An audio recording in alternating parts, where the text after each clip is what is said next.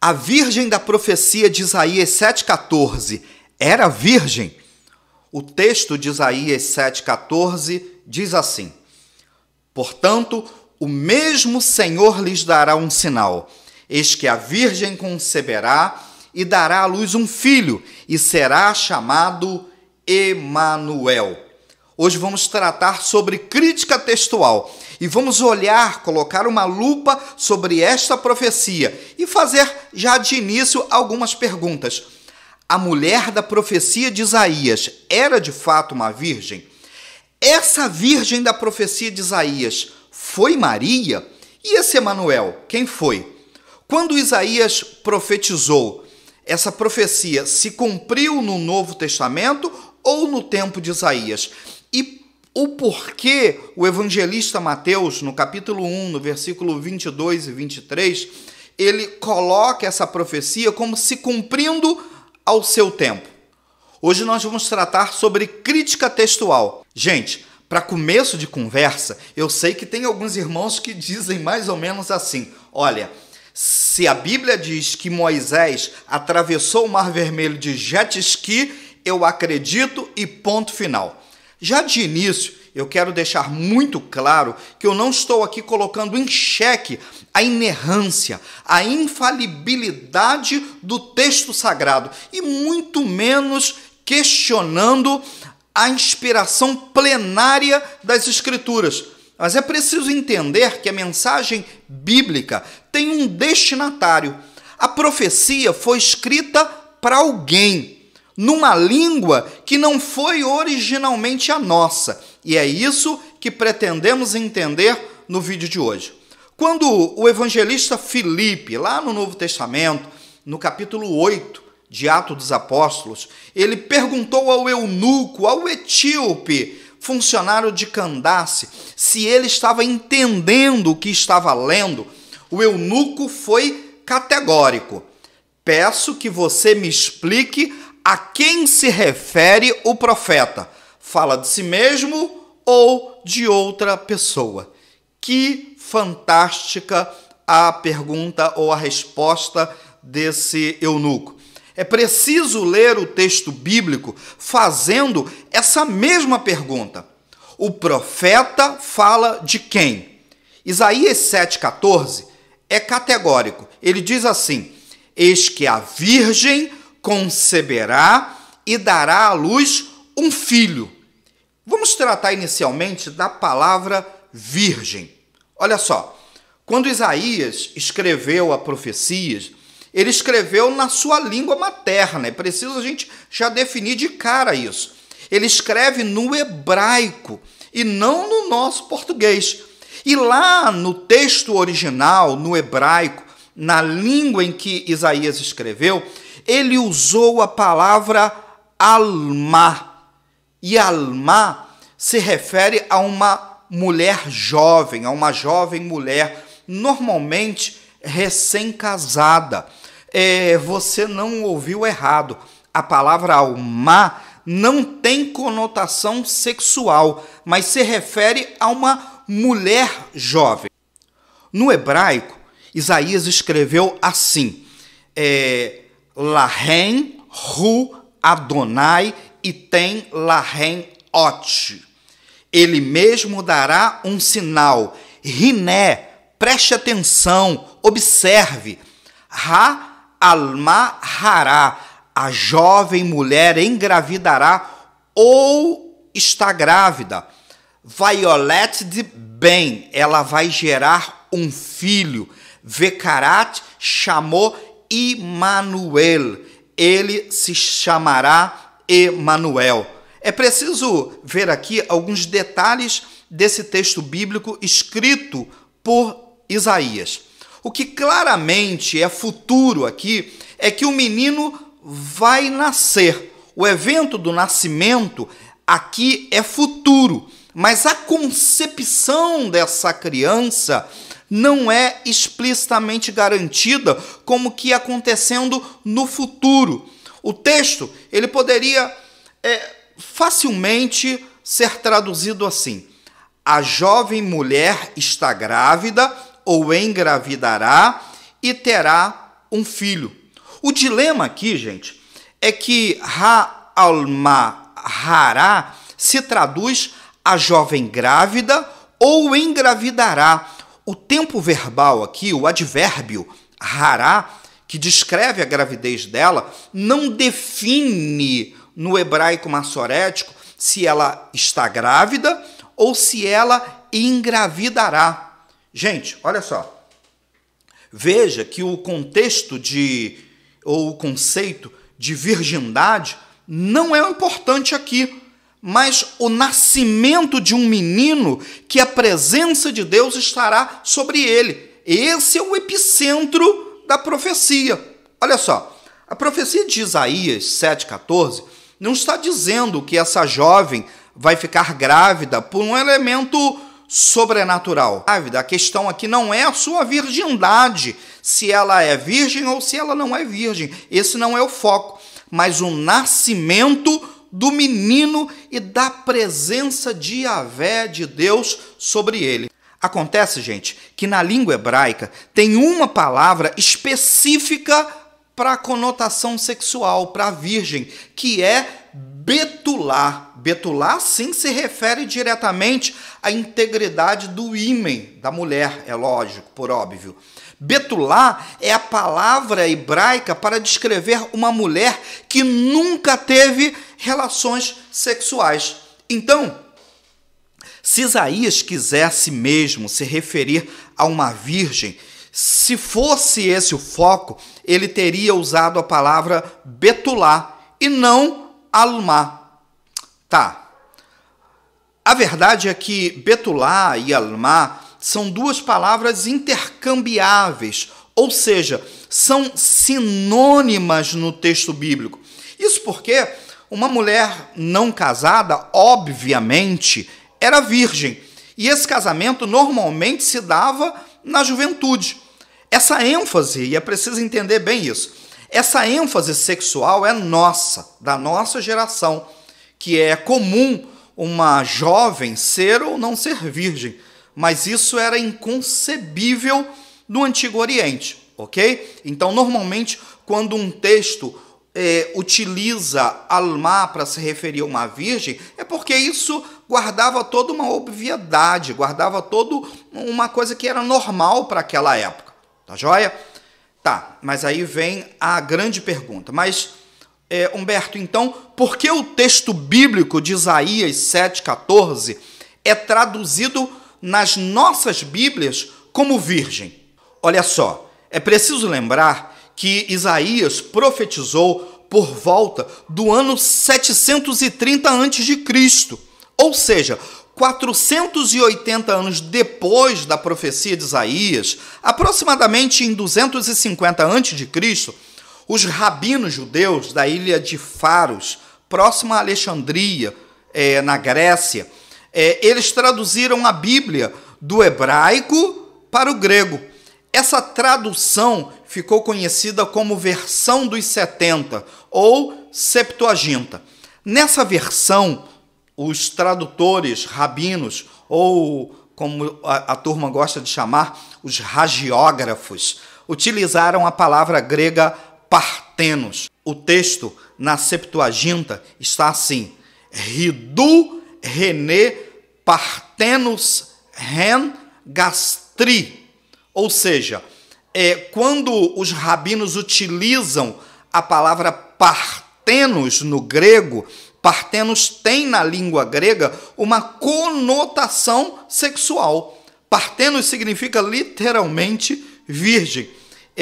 Quando Mateus escreve o seu evangelho, ele lançou mão da Septuaginta. E ainda que ele tenha escrito inicialmente no hebraico, porque possivelmente Mateus utilizou a sua língua materna para escrever para os judeus, para os seus contemporâneos, as versões de Mateus, as traduções de Mateus posteriores na língua grega, guardaram a palavra partenos. E é por isso que na nossa Bíblia, na atualidade, o texto de Mateus, capítulo 1, versículo 23, ele é traduzido como virgem. E olha só, tem um outro detalhe nisso, que é a abrangência de palavras. Por quê? A abrangência da palavra é uma das grandes dificuldades quando a gente trata da tradução de uma língua. Às vezes, uma palavra numa língua, ela tem mais abrangência em outra língua, ok? E, às vezes, vice-versa. E aí vem a grande pergunta. A profecia de Isaías 7,14 se referiu a Maria, mãe de Jesus, no Novo Testamento? Veja bem, Isaías 7, Isaías 8, está dentro de um contexto restrito. Esses capítulos tratam da guerra sírio-efraimita, quando os reis da Síria, de Israel, reino do norte, né, e o rei de Efraim firmaram uma tríplice aliança para derrotar Jerusalém no sul. Diante dessa ameaça, o rei Acás tremeu de medo e imaginou que aquela guerra seria o fim da linhagem davídica. É nesse contexto, gente, que Deus enviou o profeta Isaías e disse no versículo 7, no capítulo 7, no versículo 7, ele disse assim: isso não tem nenhuma chance de acontecer. Chega lá no versículo 11, o profeta Isaías, ele diz para Acás: peça ao Senhor seu Deus um sinal, quer embaixo nas profundezas, quer em cima nas alturas. E quando chega finalmente no versículo 14, Isaías entrega a Acás a profecia que a jovem teria um filho que seria chamado Emanuel, ou que Deus estaria na vida, na presença que a presença de Deus estaria na vida desse jovem. O nome desse menino detém uma mensagem de esperança para a dinastia de Davi, gente. Acás não deve, essa é a mensagem. Acás não deveria temer o ataque de Rezim e de Romalias e daquela tríplice aliança, porque Deus estaria dando um livramento, Deus estaria naquele menino, a presença de Deus estaria naquele menino, dando livramento para a linhagem davídica. E olha só, a profecia de Isaías 7,14 não é uma profecia direta a Maria, isso está claro. Não trata diretamente do nascimento de Jesus. Tampouco aquele Emanuel do capítulo 7, do capítulo 8, foi Jesus. Querido, peraí. E olha só, não se escandaliza não, tá, querido? Esse é o contexto bíblico. E você já deve estar perguntando aí, tá, Humberto? Mas então, quem foi aquele Emanuel?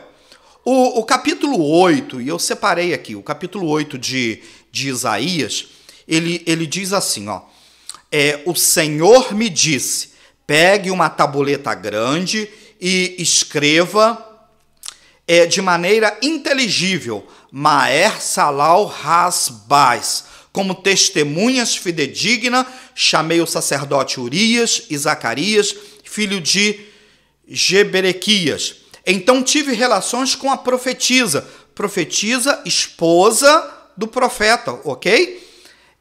Ela ficou grávida, olha aí a profecia do capítulo 7 se cumprindo, e deu à luz um filho, e o Senhor me disse, e aí discorre toda uma profecia em relação a esse menino, e quando chega lá no final do versículo 8, depois de toda essa profecia envolvendo esse menino, o final do versículo 8 ó Emanuel. Portanto, queridos, veja que quem é o Emanuel do capítulo 7, versículo 14 de Isaías?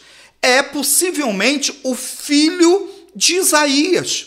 E veja que a ênfase não está na virgindade da profetisa, porque ela era esposa de Isaías, mas está no nascimento, no sinal poderoso de Deus sobre a nação de Israel, trazendo livramento para aquele ataque fulminante à linhagem davídica. Tá. Aí você para agora e pergunta assim, mas, Humberto, por que Mateus, então, relacionou a profecia de Isaías 7,14 ao nascimento de Jesus? Vamos lá. Aqui tem duas situações que a gente precisa entender. Isso é importantíssimo. A primeira situação é a progressividade da revelação bíblica. É a revelação de Deus progressiva. É o que faz com que algumas profecias tenham dupla referência. A segunda situação aqui é o que significa de fato se cumpriu em Mateus 1:21.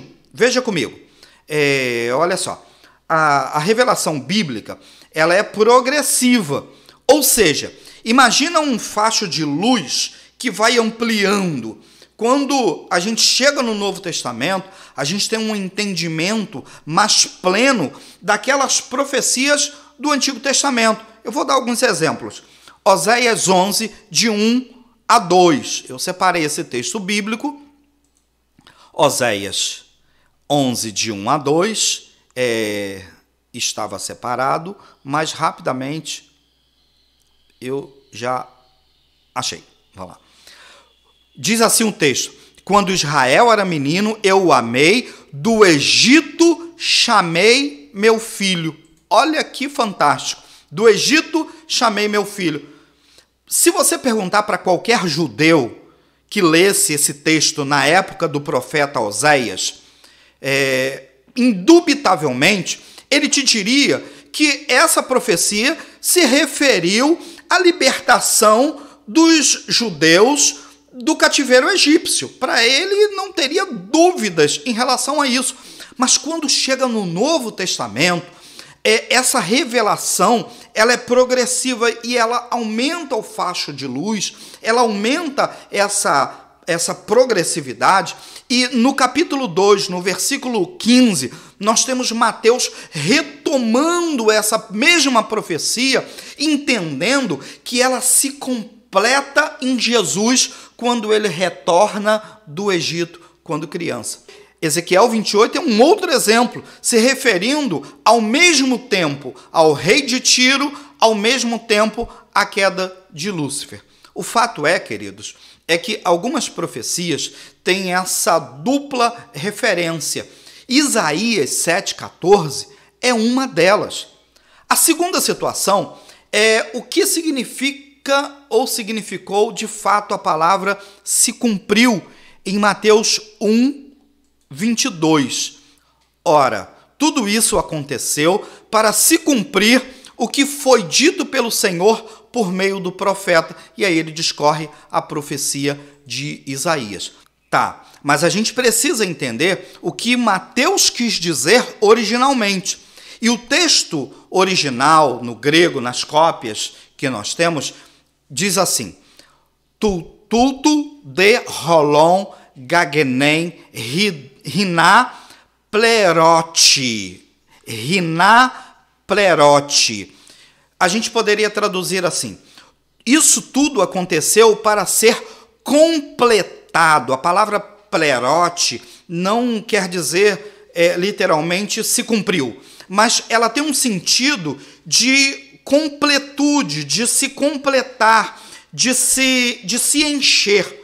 Ou seja, plerote tem um sentido de que o grande livramento, salvação da linhagem davídica no tempo de Isaías, tudo aquilo que aconteceu agora está sendo completado em Maria, no nascimento de Jesus. E isso chega, aquela profecia de Isaías, essa é a mensagem de Mateus. Aquela profecia de Isaías 7,14, apesar de já ter se cumprido, ela chega ao ápice. Agora, a plenitude da profecia se completa em Maria, em Jesus. Gente, a grande mensagem que Mateus entrega no capítulo 1, no versículo 23, é de tipo e antítipo. É que, assim como a jovem mulher do profeta Isaías teve um filho cujo a presença de Deus estava sobre ele, ao ponto das pessoas, quando olharem, dizerem assim: Deus está conosco, Emanuel. Esse rapaz, ele representa a própria presença de Deus. E assim como Deus garantiu o livramento para a linhagem davídica diante daquela ameaça do corredor Sírio-Efraimita na Palestina, assim também essa profecia de Isaías 7,14, ela tem o seu cumprimento, seu ápice, a sua completude em Maria, que dá à luz a um menino e que todos vão reconhecer que Deus está conosco e que através dele a nossa salvação está garantida e que através dele o nosso livramento sobre o pecado está garantido.